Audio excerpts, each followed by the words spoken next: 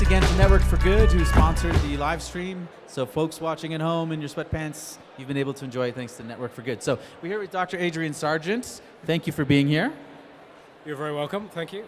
This is going to be kind of an awkward interview here, but we'll do our best. So the topic that you were speaking on was Philanthropic Studies, which is a field that you kind of invented of sorts, or have really pioneered. Is that fair? I was the first professor of fundraising. My partner in crime, who sat over there, is actually the world's first philanthropic psychologist. Oh, wow. So she invented the field. I'm just a humble fundraising academic. Well, that's great. So can you unpack maybe some of the research and work, and even just kind of like recap the highlights of the talk that you just gave a little while ago? Yeah, so we did a project that was looking at what we could learn from relationship marketing, which has been practiced in the commercial sector for many years, but also what we could learn from the psychology of how human beings form relationships, to see how we could inform how organizations could build better relationships with donors. And in terms of the social psychology, one of the things that's very clear from work with speed dating contexts is that people have to feel some emotion. If you're going to get past first base in a relationship, you have to make people feel something. And I think, emotion is absolutely critical in fundraising, particularly where we're in the business of new donor acquisition. You really have to make people feel something to get the gift. Logic is all very well and fine, but as I said in my presentation, it leads to conclusions. And we don't want conclusions, we want people to take action. And emotion is what leads to action. Yeah. One of the things sometimes when we talk about donor psychology, or we say here's how to position asks or frame things based on research, one of the questions we get asked is, isn't that manipulative? Should we really be manipulating donors, and how would you respond? Well, the thing that really drives how good people feel, particularly early on in the relationship, is the ability to make sad happy. And that's not about manipulation, it's about telling the stories that the non-profit organization has and giving donors something they can do to feel good today. And if it contributes to the well-being of supporters, makes people feel good, makes them feel like they've had a hand in making something good happen today, that's not about manipulation, that's about serving the genuine needs that we all have as human beings. So. No, I don't see that as kind of dark arts in any way. Yeah, and I think part of it's a bit of semantics, where manipulation very much has a negative connotation, where if you just said, well, how about if we frame things in ways that donors can better understand, like, oh, they're fine with that. But so it's kind of an emerging field, obviously, and not a lot of nonprofits are practicing. So what are some of the reasons or areas that you've seen nonprofits kind of fall down, or maybe not adopt some of these practices? Or why is there a gap between some of the research that you've produced, and then when we do studies, we don't see a lot of the research informing strategy of nonprofits? So how do you see that gap? Yeah, I think one of the big disconnects is in the domain of donor retention and loyalty. We don't really think enough about how we're going to make people feel. We're very good at identifying need, packaging it, crafting it into a case for support, taking that out and putting it in front of people who might be willing to give. And there's nothing wrong with that. That's in many ways, that's a good skill set to have. But we're not giving enough thought as a profession to how we make people feel when we do that to them. So it's almost like there's a disconnect. We're very technique-driven right now, and we almost need to take a step back and think about what else we could do as a profession to make people feel good, on the basis that if they feel good, they're going to give more and they're going to give for longer. The better the experience people have, the more willing it is that people will be willing to continue it. So that's one of the big disconnects for me. And obviously, you've done a ton of research in the world of donor loyalty and donor retention. And so what are some of those, not techniques, but what are some of the drivers or some of the ways that nonprofits can actually make donors feel good to improve things like loyalty and satisfaction? Well, one of the things I talked about in my presentation was a simple donor survey. And we've been talking about donor surveys for years, but we've been thinking about them in terms of gathering information that helps us to do better fundraising. And actually, a smarter way of thinking about them is as a mechanism for relationship building. So we'll gather information that in a way just brings us closer to that individual donor. We'll understand what their interests are, and so we'll talk to them about their interests, but we can also feed back little snippets of information they've shared with us to make it clear to them that we've listened, that we care about them, and that we're actively taking on board what they think. So using surveys to do that, but also to help us structure the annual fund in a meaningful way by asking questions about whether people would be making a significant gift to the organization, whether they consider that, and whether they would consider leaving a bequest. And if you overlay that on some of the other big things we know drive retention, like commitment, how passionately people feel about the mission of the organization, then you can begin to use the answers to the questionnaire as a mechanism for structuring the annual fund fundraising and doing it in a way that's very supporter-centric. And those questionnaires are not the sort of dry market research surveys that we remember from 10, 20 years ago. They're branded communications. They speak to the values of the organization. And if, like the Humane Society, there's some humor in the brand, the questionnaire is packed with humor. They have a little bit of fun with donors, and people feel really great about sharing the information. Yeah. It's actually one of the things that we specifically looked at in our most recent cultivation study was how many organizations in the first 45 days actually sent out a survey or feedback request to try to do this, and found it was 1.5% to 4% max of organizations that were doing this. And then to say like, well, why aren't they? Or more so like, what should you do? We used some of your research and Roger Craver and the folks at Donor Voice, and really identity, preferences, satisfaction, commitment. Right? It's not just accumulating more information so we can target you.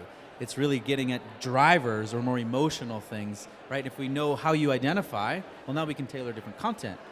Just because I know when your birthday is, well, now I can ask you to do a fundraiser, right? It's that kind of switch between the tactic and actually a deeper understanding. Is that kind of a fair assumption or fair strategy? Yeah, I think that's a really good summary. And what Donor Voice, the big contribution Donor Voice made, I think, was in the identification of commitment and encouraging organizations to begin to capture that for the first time.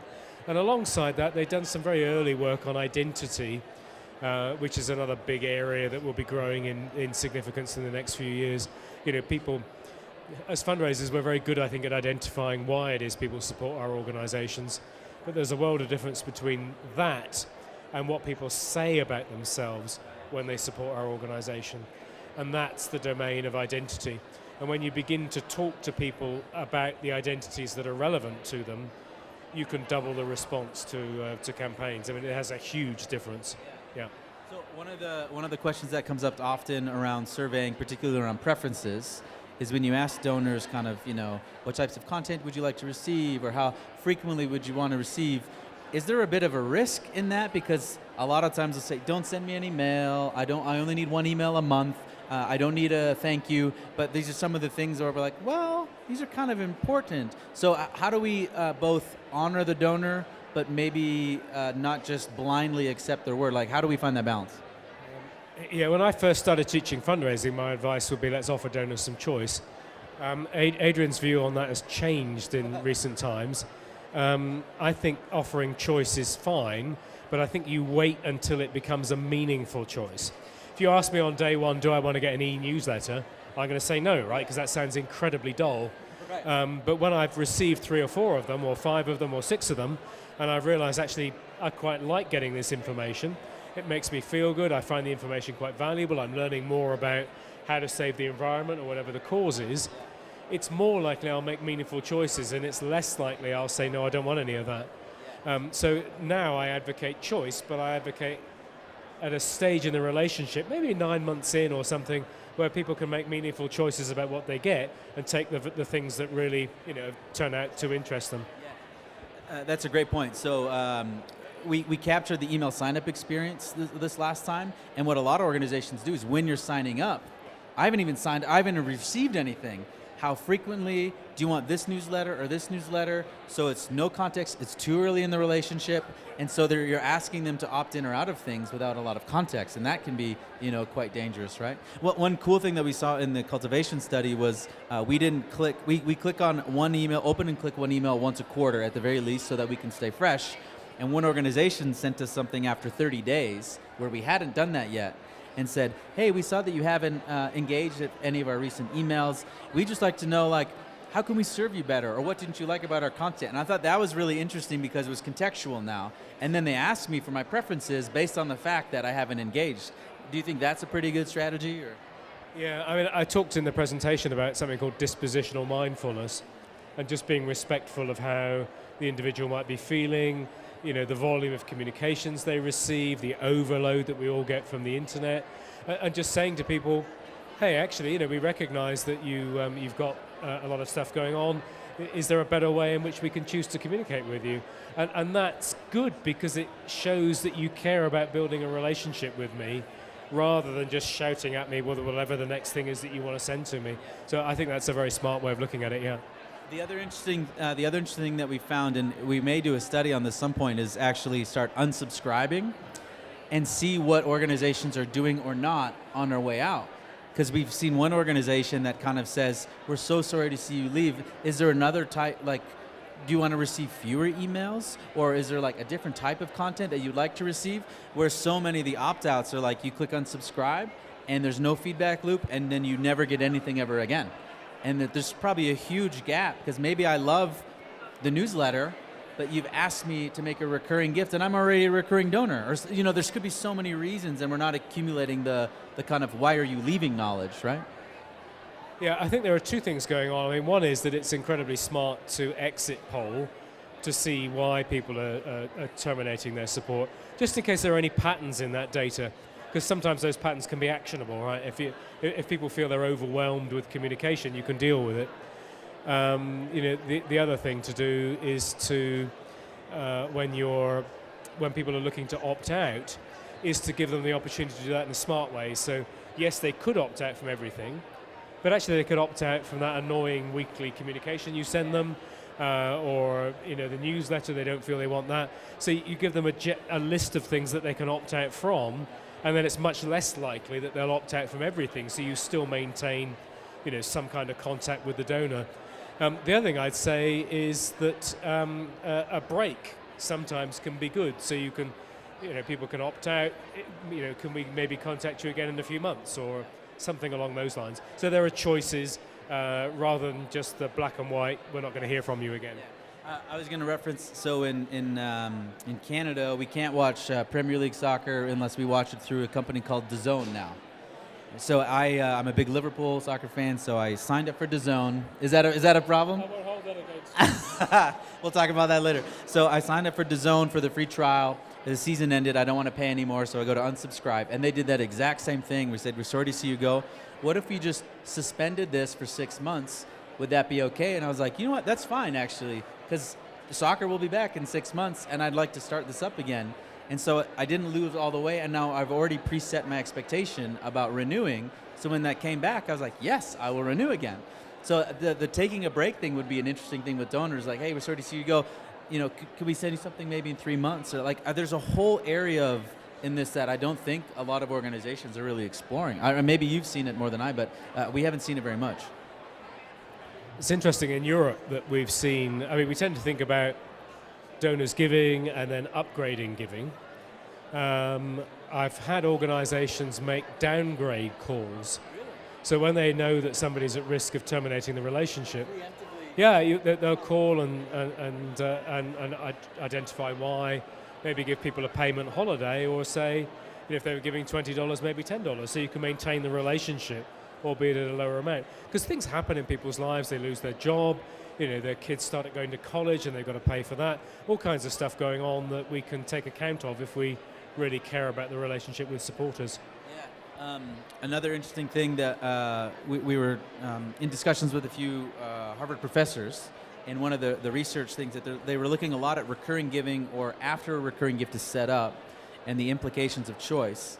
And one of them was, what if you let them set their payment amount? So instead of just $50 a month, what if you let them say, I'll do 100 this month, 100 this month, but maybe I'm a teacher and I don't actually draw a salary during the summer, so I will take 0 over these 3 months, and then I go back to 75 or something like that. That was one thing that they're looking at. Or the other one is the day before it gets withdrawn, you just have them confirm, would you like to have $50? And if they do nothing, it will, but they have the option to increase or decrease they don't have the results yet. So I was like, let me know what happens. But the idea here is if we perceive to care more about their situation, empathy, and give them choice, we may actually see an increase in generosity because they can actually, the fear is that they're just going to be like, oh, I'm giving, cancel, right? But actually when we give them choice, sometimes they'll surprise you and be more generous. Any comments there? Yeah, that sounds like a smart test to be involved with. And if it were me, I'd probably try and weave identity into that in some way. So other teachers like you have found that it can be better to take a break during the summer, you know, and so you celebrate some other aspect of who they are, and you normalize that behavior for that particular donor's identity. And I suspect that would give you an uplift, but it'd be an interesting thing to test. Yeah. Well, and that's such the beautiful thing about testing, right? So maybe there's empowerment, but now can we add an identity? And there's all these other variables that we can do. So, well, I think we could talk about this for a long time, but we're going to wrap it up and let you kind of mingle and maybe catch a drink, and we can talk more about soccer kind of off air. But thank you so much for sharing so much of your knowledge and being here with us. All right, so that's going to be it. Nathan's going to come on stage here. We're going to throw to a quick break, and then we'll come back and wrap up the day. So we're going to throw to a break, and we'll be right back.